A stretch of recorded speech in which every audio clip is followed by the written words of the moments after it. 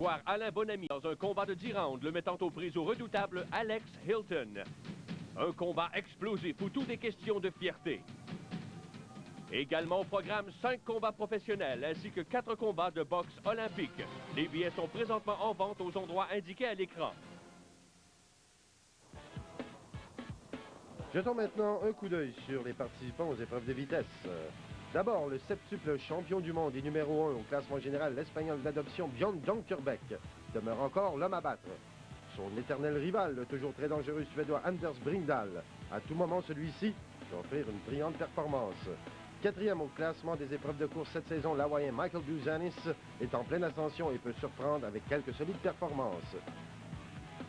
Derrière lui, au 5e rang, se trouve le Britannique Nick Baker, dont la belle régularité devrait lui donner de précieux points au classement général. Bien qu'il soit au 10e rang, Robby Nash peut éclater à tout moment. Quant au Français Patrice Belbéoc, 3e au classement, celui-ci applique continuellement beaucoup de pression sur les autres concurrents. Chez les femmes maintenant, l'ex-championne du monde, l'Allemande Jutta Müller, possède toutes les qualités nécessaires pour aller chercher des victoires. Elle est présentement classée 5e. Au premier rang cette saison, l'on retrouve Nathalie Lelièvre, qui devra cependant se méfier de sa compatriote Valérie Giboto.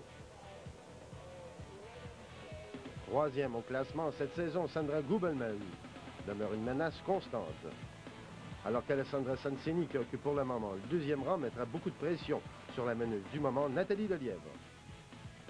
Mais il ne faudrait surtout pas oublier la Suissesse Karin Yagi, qui démontre beaucoup de rapidité en épreuve de course.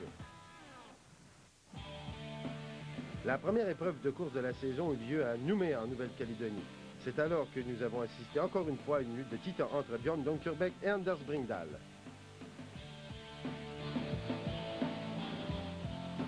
Très confiant de l'emporter, Donkerbeck vit un Bringdahl en pleine possession de ses moyens venir lui ravir la victoire.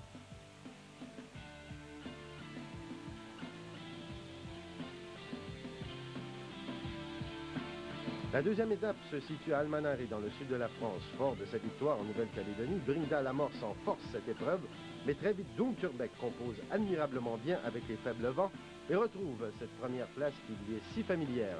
Pendant ce temps, Robby Nash en arrachait avec un nouvel équipement. Quant au Britannique Nick Baker, il est allé d'une solide performance pour terminer au 3e rang.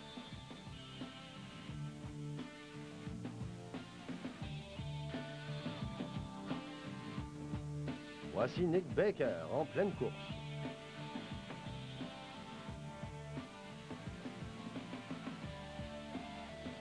De la belle température attendaient les planchistes à Aruba pour la tenue de la 3e épreuve de la saison. Encore une fois, c'est Björn Donkerbeck qui bat la mesure de cette épreuve, bien que le Français Patrice Belbéoc lui ait fait une chaude lutte, sans toutefois pouvoir l'empêcher de remporter ce Grand Prix.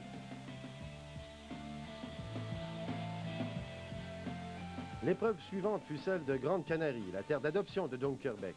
Il était de loin le favori pour l'emporter. Mais dès les premières manches, un bris d'équipement de Donkerbeck permit à Bringdahl d'accumuler les premiers points.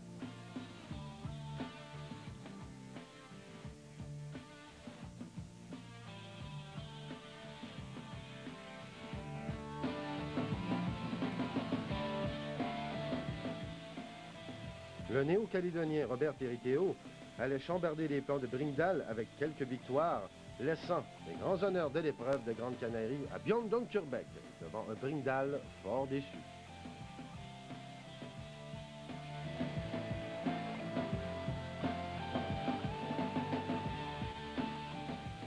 À Tenerife, ce fut une toute autre histoire sur parcours à contre-vent. Encore une fois, Donkerbeck brisa son aileron, mais cette fois-ci, Bringdahl se montra beaucoup plus opportuniste et se sauva avec la victoire.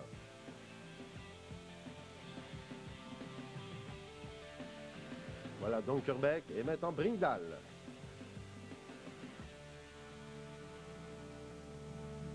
Place maintenant l'épreuve de Fuerteventura. Fuerteventura est unique en son genre, puisque le vent nous vient du large et continue de souffler avec force sur le long de la plage. Il y a d'ailleurs peu d'endroits sur le circuit offrant pareilles caractéristiques, ce qui nous a permis d'établir de nouveaux parcours fort intéressants, notamment pour les spectateurs qui seront très près de l'action.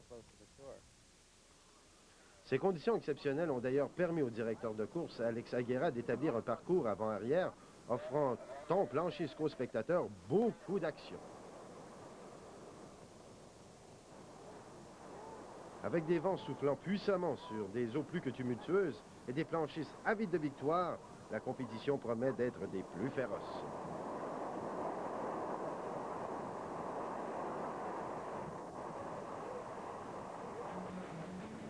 La première ronde chez les femmes fut catastrophique pour la tenante du premier rang cette saison, la Française Nathalie Lelièvre.